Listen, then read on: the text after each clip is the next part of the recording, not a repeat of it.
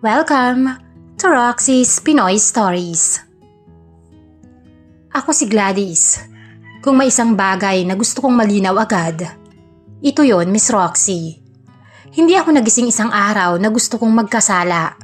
Wala akong planong manakit. Wala akong intensyong ipagkanulo ang lalaking minahal at pinakasalan ko.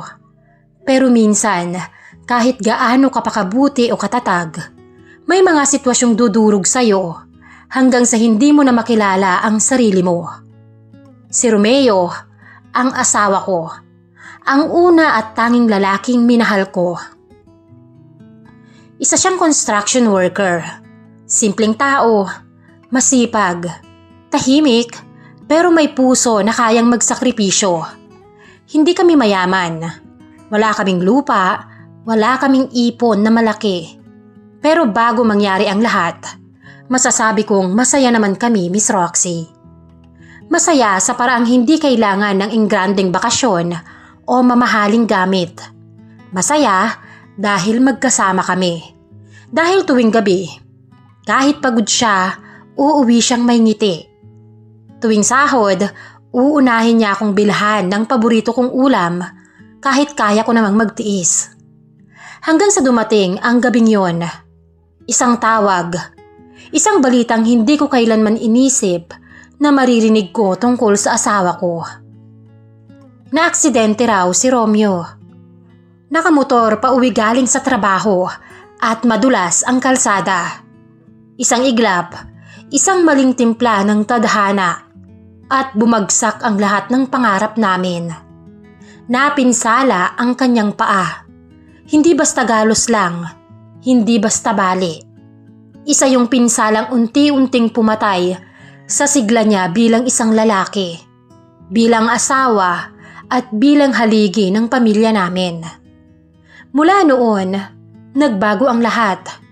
Ako ang naging mata, paa at lakas niya. Ako ang nag-alaga, nagbuhat, nagdasal. Hindi ako nagreklamo.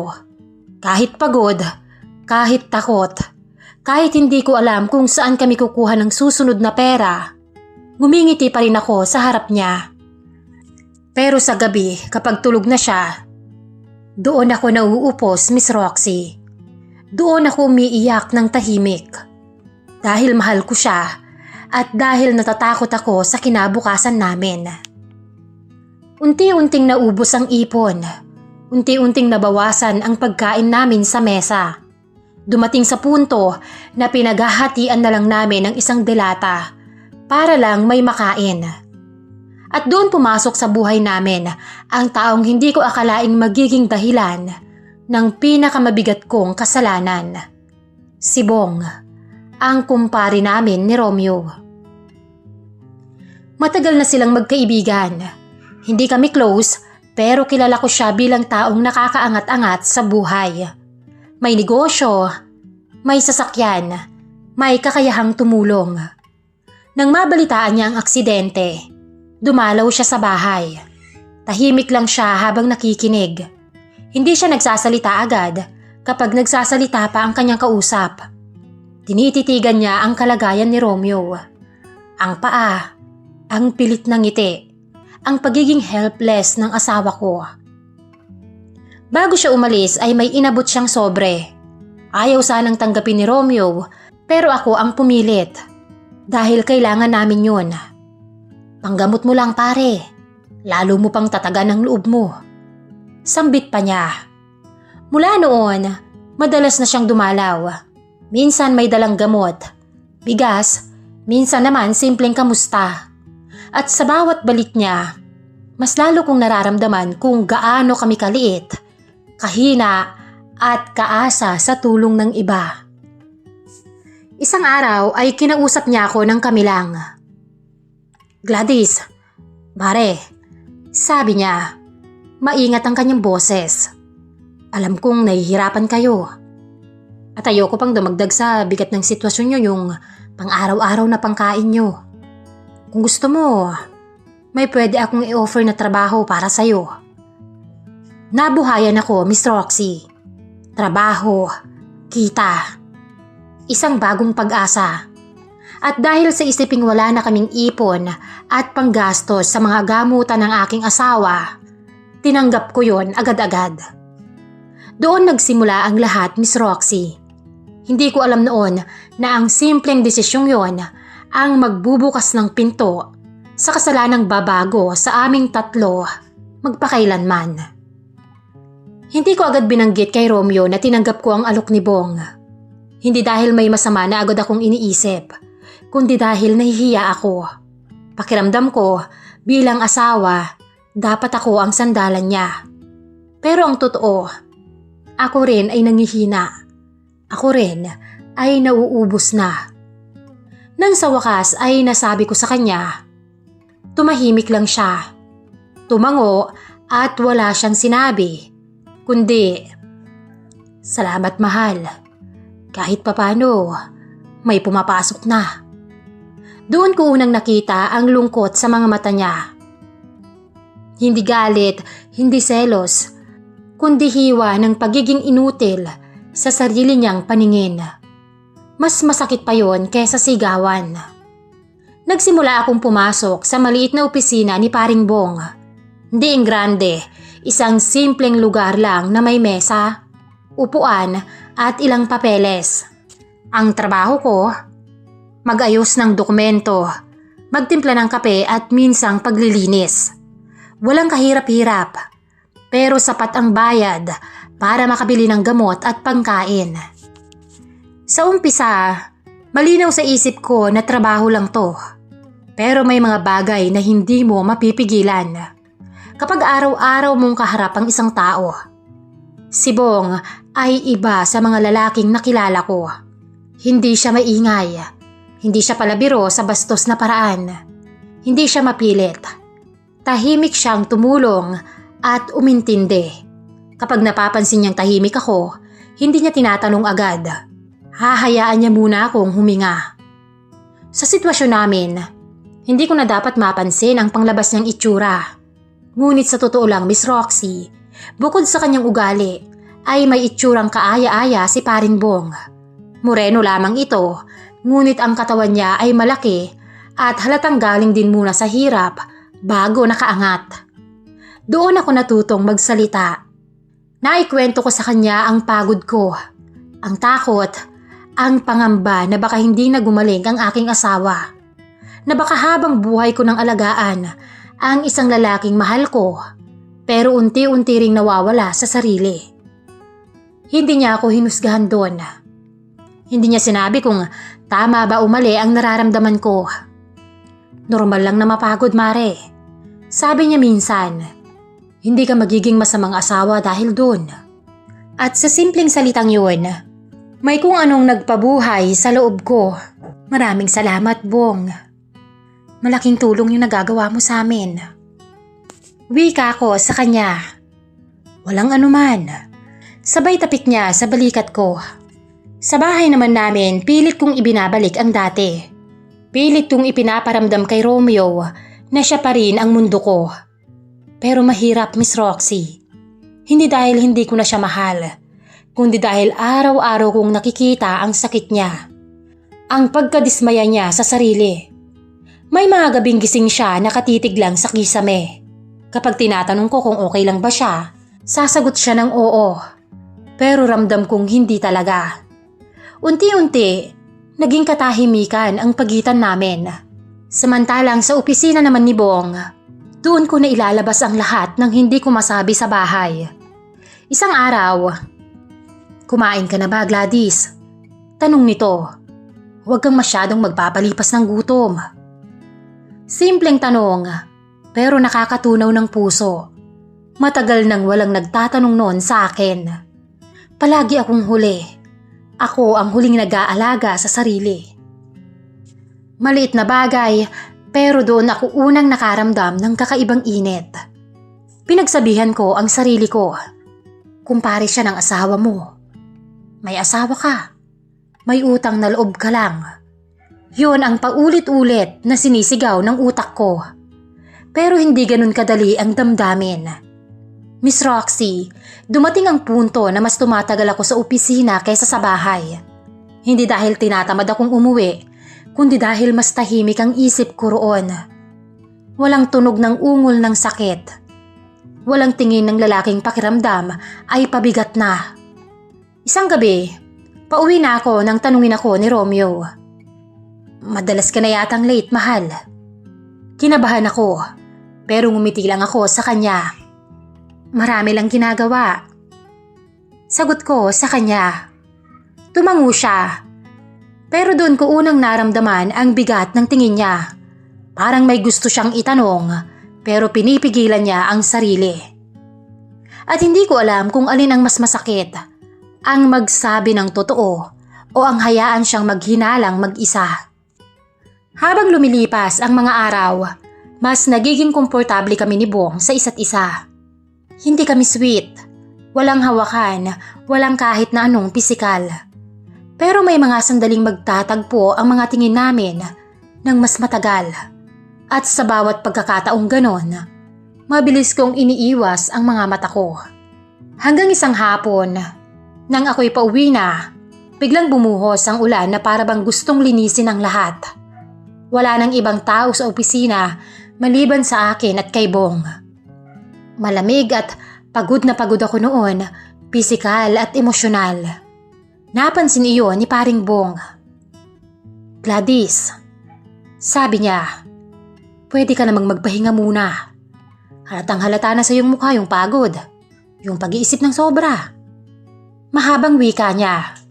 Umupo ako at doon, parang gumuho ang lahat ng pilit kong itinatayong pader. Napaiyak ako, Miss Roxy. Hindi ko na kinayang pigilan. Umiyak ako hindi bilang asawa, hindi bilang empleyado, kundi bilang isang babaeng pagod ng maging matatag. Hinayaan niya akong umiyak. Naroon lang siya at nakatingin, at sa katahimikang yon, doon ko naramdaman kung gaano na ako kahina. Nang humupa ang iyak ko, doon lang siya nagsalita. Hindi mo naman kasi kailangang akuin lahat mag-isa. Nakaramdam ako ng takot. Dahil alam kong sa sandaling yon, hindi na lang ito trabaho. Hindi na lang yun awa. Hindi na lang tulong. May nararamdaman na akong hindi dapat. Pag-uwi ko sa bahay, hindi ako makatingin kay Romeo sa mata. Para akong may dalang mabigat na kasalanan kahit wala pa akong aktwal na ginagawa. Pero sa puso ko, alam kong may lamat na, Miss Roxy.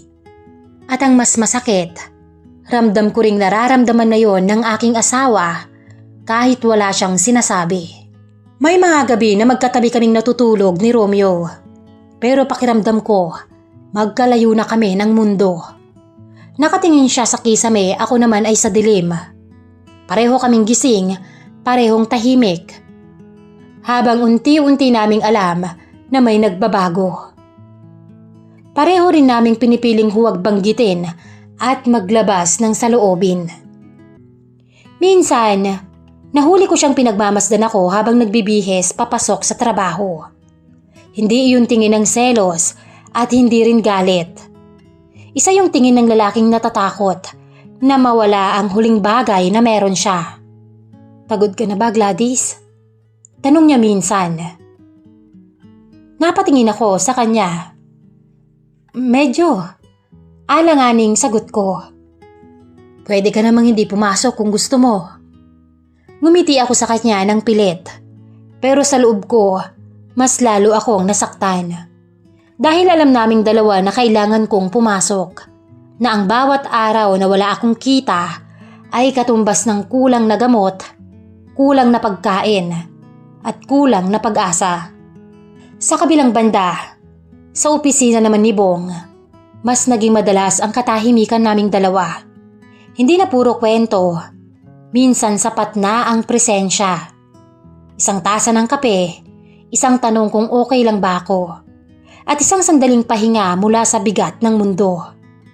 Pero habang tumatagal, mas nagiging delikado yung katahimikan namin. Isang hapon, matapos ang mahabang araw ay tinanong niya ako, may tiwala pa ba sa'yo si paring Romeo? Nanlaki ang mga mata ko. Ha? Bakit mo naman tinatanong? Wala naman. Sagot niya agad. Napansin ko lang na parang lagi kang may pasan. Hindi ko alam kung bakit pero napabuntong hininga ko. Mahal niya ako. Sabi ko. Pero ramdam kong nahihirapan na siya. Tumango si Bong. Hindi madali para sa kanya. At hindi rin para sa akin. Dagdag ko ng halos pabulong. Tumahimik kaming dalawa. At sa katahimikang yon, may umusbong na damdamin na pareho naming iniiwasang banggitin. Isang araw, kinailangan kong manatili ng mas late sa opisina. May inasikaso kaming papeles. Madilim na sa labas at tahimik na ang paligid. Ang tanging naririnig ko na lamang ay ang tunog ng orasan. Bigla akong nakaramdam ng hilo. Dala ng pagod at marahil ay sa kaiisip. Napansin iyon ni Paring Bong. Umupo ka na muna. Sabi niya at inalalayan ako papunta sa upuan. Doon ko naramdaman ang kamay niya sa braso ko. Hindi mahigpit, mainit ang mga palad niya. Sapat para maramdaman kong may sumusuporta sa akin. At doon ay nataranta ako, Miss Roxy. Bigla akong tumayo. Okay lang ako. Sabi ko kahit halatang hindi. Pero bago pa ako makalayo, napasabi ako ng matagal ko nang kinikimkim. Pero pagod na ako. Tumigil siya at hindi siya lumapit. Araw-araw kailangan ko maging matatag. Pagpapatuloy ko. Para kay Romeo. Para sa amin. Pero minsan, gusto ko rin sanang may sumalo sa akin. Hindi ko alam kung bakit ko yun nasabi, Miss Roxy. Siguro, dahil pagod na akong magpigil. Siguro dahil pakiramdam ko, ligtas akong magsalita sa kanya. Hindi ka nag-iisa. Sabi niya ng mahinahon. At sa pagkakataong yun, tuluyan akong bumigay. Humagulgol ako ng malakas. Umiyak ako na parang doon ko nalang ilalabas ang lahat ng sakit at takot na matagal ko nang kinarga. Hindi niya ako niyakap agad. Hinayaan niya munang mailabas ko ang lahat at iyon ang mas lalong nagpahina sa akin. Dahil hindi siya mapagsamantalang tao at nang humupa ang damdamin ko, doon lang niya ako nilapitan. Dahan-dahan at parang takot na takot siyang gumawa ng maling hakbang. Gladys, sabi niya, hindi kita gustong masaktan. At sa sandaling yon, naramdaman kong may nagbago. Ang titig niya na punong-puno ng emosyon na matagal na naming ikinukubli. Hindi ko alam kung sino ang unang lumapit, kung ako ba o siya. Ang alam ko lang, sa isang iglap, napasandal ako sa kanya. Isang mahigpit at mapanganib na yakap. At sa yakap na yon, alam kong lumampas na kami sa hangganan. At nang sandaling yon, tuluyan nang nabasag ang depensa ko bilang asawa. Napakapit ang mga braso ko sa kanyang batok. Ang mga kamay naman niya ay pumulupot sa aking bewang. Marahan ang mga ibinigay niyang halik hanggang sa gumapang yon sa aking tenga. Papunta sa leeg hanggang sa dibdib. Hindi ko namalayang nakaupo na ako sa ibabaw ng mesa ng opisina at mahigpit na nakasabunot ang aking kamay sa kanyang buhok sa tamis na ipinatatamasa niya sa akin. Hanggang sa parehas naming natawid ang kasalanang hindi dapat maganap sa pagitan namin. Pag-uwi ko ng gabing yon, iba na ang pakiramdam ko, Miss Roxy.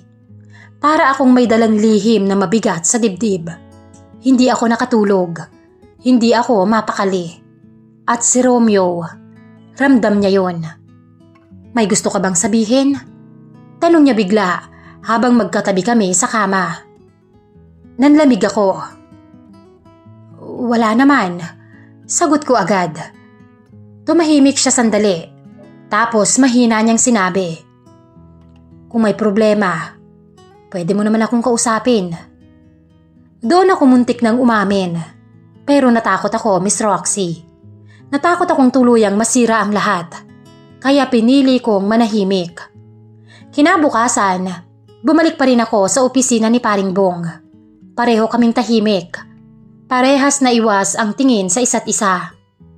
Alam naming mali at dapat huminto. Pero alam din naming huli na. Dahil paulit-ulit na kaming nagkakasala.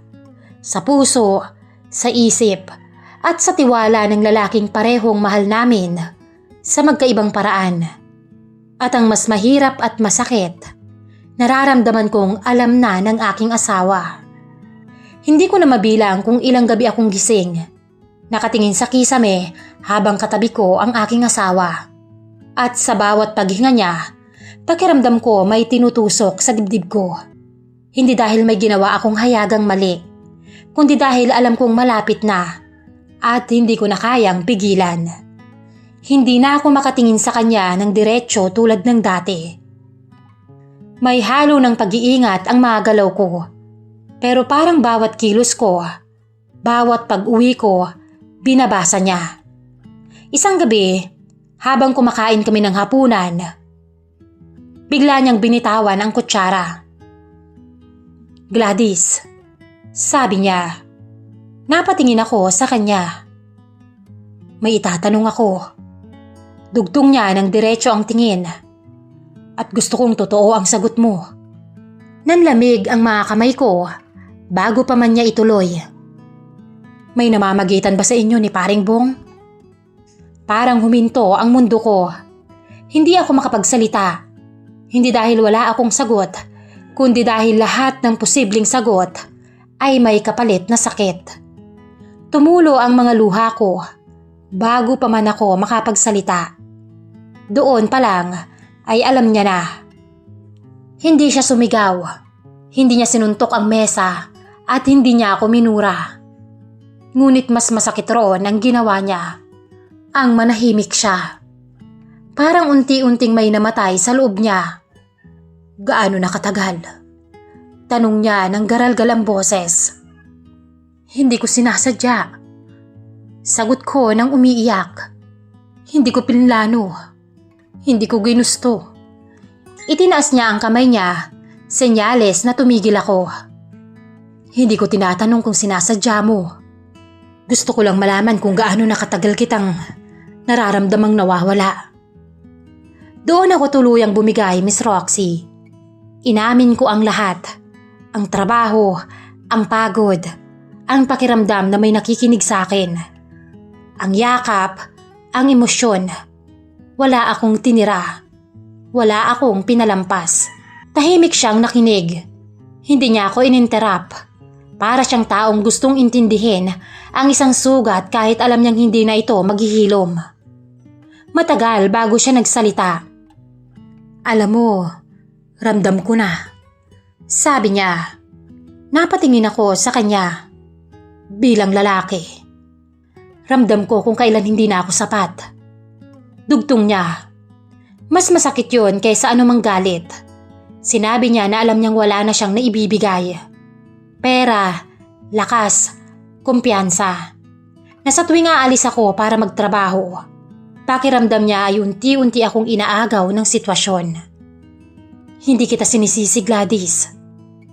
Pero hindi rin kita pinipigilan." Umiyak kaming dalawa. Hindi bilang mag-asawang nag-aaway, kundi bilang dalawang taong parehong talo sa laban ng buhay. Doon niya sinabi ang bagay na hinding-hindi ko makakalimutan. Kung ang presensya ni Bong ang dahilan kung bakit nakakabangon tayo. Kung siya ang tumutulong para mabuhay tayo. Sino ba ako para ipagkait yun? Napailing ako. Hindi dapat ganito. Mali ito. Mali, sagot niya. Pero mas malibang magutom tayo. Mas malibang pabayaan kitang mabasag sa harap ko. Doon ko naintindihan. Hindi ito pahintulot na galing sa kagustuhan, kundi sa kawalan ng pagpipilian. Kinabukasan ay kinausap niya si Bong. Hindi ko alam ang eksaktong sinabi nila sa isa't isa. Ang alam ko lang, pag uwi ni Bong, iba na ang tingin niya sa akin. Mas mabigat at mas maingat. Mas puno ng konsensya. Alam na niya. At alam ko ring hindi na kami makakabalik sa dati. Mula noon, Naging malinaw ang lahat at mas lalo ring naging masalimuot. Walang sekreto, pero walang kapayapaan. May tulong, pero may kapalit. May pagkaunawa, pero walang tunay na saya, Miss Roxy. Si Romeo, unti-unting naging mas tahimik. Mas malalim ang iniisip. Mas madalas nang magkulong sa sarili. At ako ang nasa gitna. Babaeng mahal ang asawa. Babaeng nagkasala sa kumpare. Babaeng nabubuhay sa setup na alam niyang walang panalo. Hanggang sa isang araw, narinig ko si Romeo na may kausap sa telepono. Mahina lang ang boses niya, pero sapat para marinig ko ang mga salitang, "Kung sakaling mawala ako, siguraduhin mong okay si Gladys." Nanikip ang dibdib ko, Miss Roxy. Hindi ko alam kung ano ang ibig niyang sabihin. Hindi ko alam kung hanggang saan ang kaya niyang tiisin. Doon ako unang natakot, hindi para sa sarili ko, kundi para sa kanya. Dahil sa setup naming yon, baka hindi lang pagmamahalan ang masira, kundi mismong buhay ng taong pinili kong pakasalan. Ako si Gladys, at hanggang ngayon, dala ko pa rin ang tanong na walang sagot, Miss Roxy. Hanggang dito na lamang po at maraming salamat sa inyong pakikinig.